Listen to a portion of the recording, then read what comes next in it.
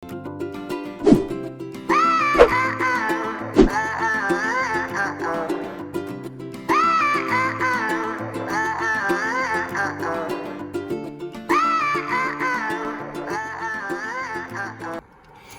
na nga guys, dahil wala akong nabiling tulingan doon sa Seafood City, liman ako sa Chinese store. Yan, o tulingan. Isang package ay $3.99. So, ang order ay 15 pieces na tulingan. Yung iba ay tatlong, iba apat. Kumuha ko ng limang package, limang pack. So, yan ang ating gagawin na ginataang tulingan. Actually, tikman na nila ito noong niluto po namin yung aming pamangkin. So, ngayon gusto nila mag-order naman ng tulingan na. Yan. Ano na, alang oras na ba? Mag-7 na ng gabi. Yan, ay gabi na. So, kukunin nila ito bukas. Kaso may pasok ng umaga, kaya dapat palambutin na siya ngayong gabi para bukas talagyan na lang ng gata. Ayan guys, bukod sa trabaho, kailangan pa rin natin umanap ng extra na pagkakakitaan. Isa na ito. So, ito lang muna natin yan. Bumili rin kami ng kamyas, kaso frozen na siya. Ang isang balot ay $1.99. Diba dyan sa atin ay libre lang to, pero wala tayong magagawa, wala dito nyan. And of course, kailangan natin ng pork belly. So ilang kilo ba to? Malabo mata. So $8 din to, $8.93. Yan. Tsaka 4 na lata ng coconut milk. Yan. Yung ating coconut milk. Hindi rin uso dito yung fresh na coconut milk, pero ito mas maganda kasi yung consistency niya ay pare-pareho lang. Yan. So, magsimula lang magluto, pero ituto muna natin siya. Tagal pa yan bago mato, pero ano natin ang paraan. Okay, balik tayo later.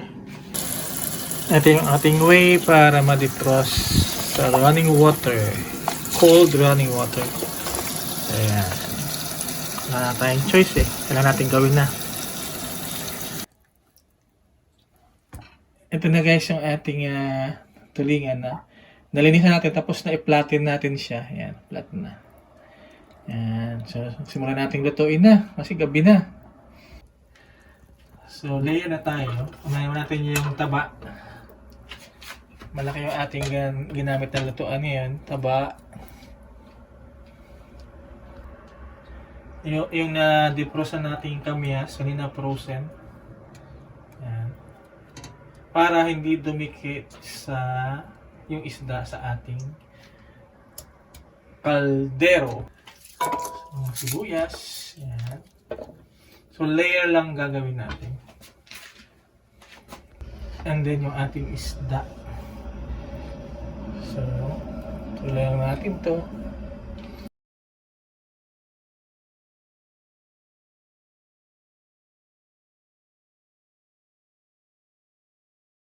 Time-lapse ba? No. So, kailangan din natin ng shrimp cubes.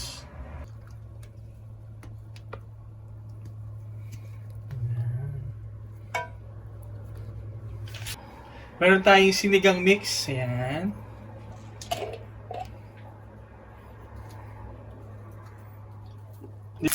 At alam nyo na to, hindi natin sponsor, huwag natin banggitin.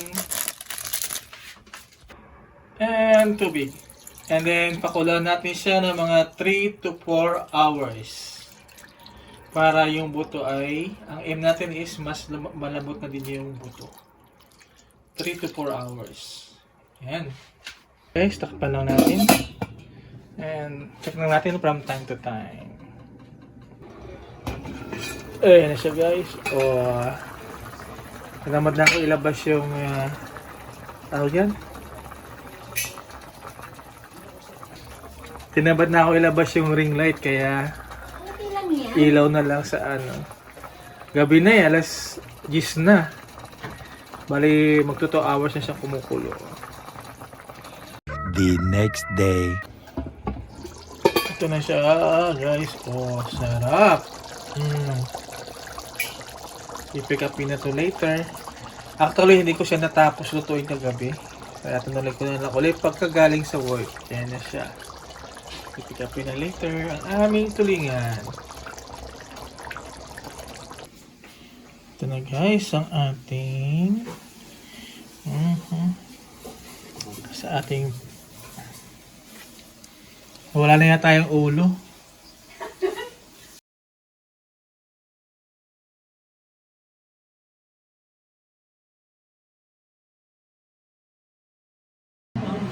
Kaya na siya guys, ang isang order. Yan. So, nasa, ano siya, 21 piraso. Maraming salamat po sa panonood at kung bago ka pa lang sa aming channel, don't forget to hit the like, share, and subscribe button at pakipindot ang notification bell para updated ka sa aming mga upload. Maraming salamat!